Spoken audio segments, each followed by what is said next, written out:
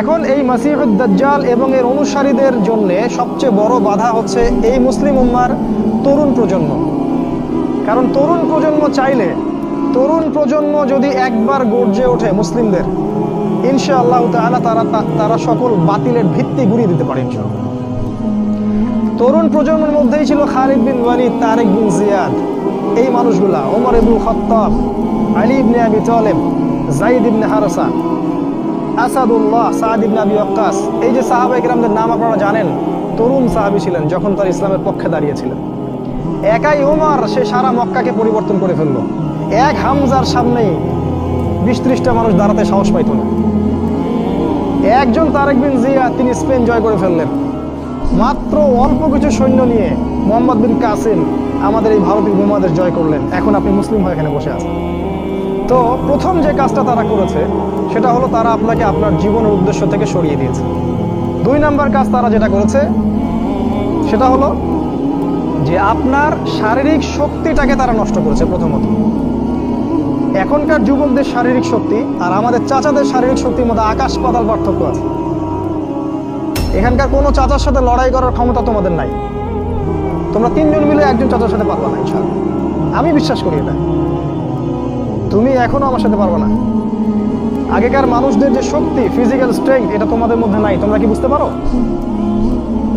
এটা ওরা করেছে। কিভাবে জানো? তোমাদের জীবনযাত্রার রুটিনটা তারা চেঞ্জ করে দিয়েছে। তোমরা এখন ঘুমাও 12টা, 1টা, 2টা, 3টায়, আর ওঠো ওই যে 10টা, 11টা, 12টায়। তোমরা আর রাসূলের সুন্নাহ অনুযায়ী চলো না। আমাদের চাচারা ঘুমাতেন 9টায়, ওই যে ভোর 4টায় উঠতেন, তাহাজ্জুদ পড়তেন, তারপরে নামাজ পড়তেন, মাঠে কাজ করতে যেতেন। তাদের যে ফিজিক্যাল স্ট্রেংথ, এটা তোমাদের মধ্যে নাই।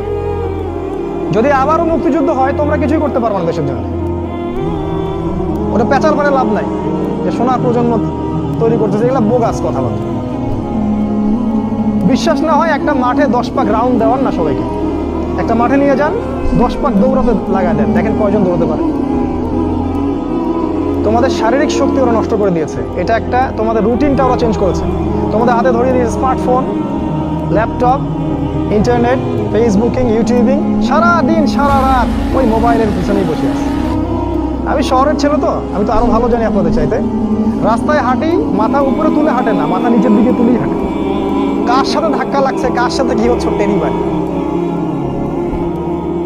শারীরিক শক্তি তোমাদের নষ্ট করেছে। আরেকটা কাজ তারা করেছে, আমরা যে খাবার খাই সেই প্রত্যেকটা খাবারের মধ্যে তারা এমন কিছু পয়জন ঢুকিয়ে দিয়েছে যার মধ্য দিয়ে এমন জটিল জটিল রোগ ব্যাধির সৃষ্টি হচ্ছে, যেটা আগে 50-100 বছর আগে ছিল না। বিশ্বাস না হলে আপনি চেক করে দেখেন। এখন যত খাবার তোমরা খাও, বাইরের খাবার, ম্যানুফ্যাকচার্ড খাবার, এই প্রতিটা খাবার তোমাদের শরীরের জন্য ক্ষতিকর। যা খাচ্ছ বাইরের ম্যানুফ্যাকচার্ড, এই যে ড্রিঙ্কসগুলো খাচ্ছ, এই যে ফুডগুলো খাচ্ছ, ফাস্ট ফুড খাচ্ছ, এই যে হোটেলগুলোতে খাচ্ছ, হাইজেনিক কোনো খাবারই তোমরা খাচ্ছ। অথচ আমাদের এই চাচাদের দিকে তাকিয়ে দেখো, তারা সব বেশি জিনিসপত্র খেয়ে খেয়ে বড় হয়েছেন। ওই সময় ফ্রেশ বাতাস, ফ্রেশ খাবার, এখনও তারা স্ট্রং। আর তোমার এই 30 বছর বয়সে, আমার এই 30-25 বছর বয়সে আমরা ওটা করতে পারছি না। এটা এমনি এমনি হয়নি, এটা ওদের চক্রান্ত ছিল, যাতে করে মুসলিম উম্মার তরুণ প্রজন্মকে তারা ধ্বংস করতে পারে। মুসলিম উম্মার তরুণ প্রজন্ম সেই জাজবা রাখে না। 1 নাম্বার, তোমাদের জীবনের উদ্দেশ্য থেকে সরিয়েছে। 2 নাম্বার, তোমাদের খাবারের অভ্যাস চেঞ্জ করেছে।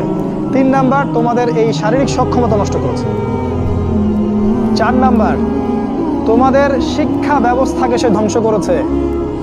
কথাটা ভালো করে শোনো, তোমাদের শিক্ষা ব্যবস্থাকে তারা ধ্বংস করেছে। কিভাবে?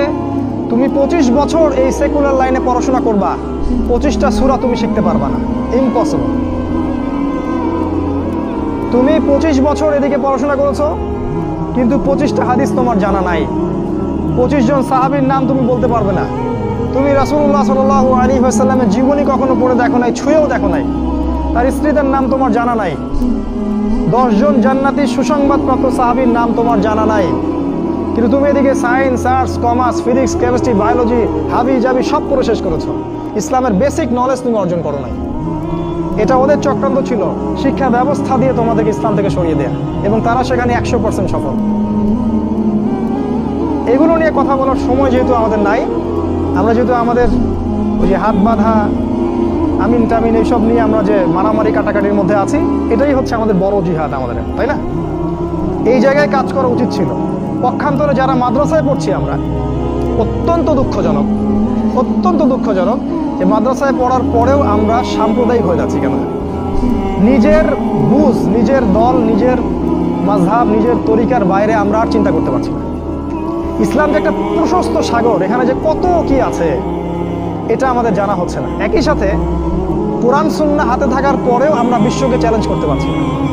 আল্লাহ পাক বলেছেন, কোরআন আমি তোমার উপর নাজিল করেছি তিবিয়ানান লিকুল্লি শাই, এটা প্রত্যেকটা বিষয়ের ব্যাখ্যা। কিন্তু কোরআন থেকে আমরা পৃথিবীর সবকিছু এখন ব্যাখ্যা করতে পারি না। কোরআন দিয়ে আমরা অর্থনীতি ব্যাখ্যা করতে পারি না, আমরা রাজনীতি ব্যাখ্যা করতে পারি না, আমরা শেষ জামানাকে ব্যাখ্যা করতে পারি না। কিন্তু কোরআন আমাদের হাতে আছে, ঘরে আছে।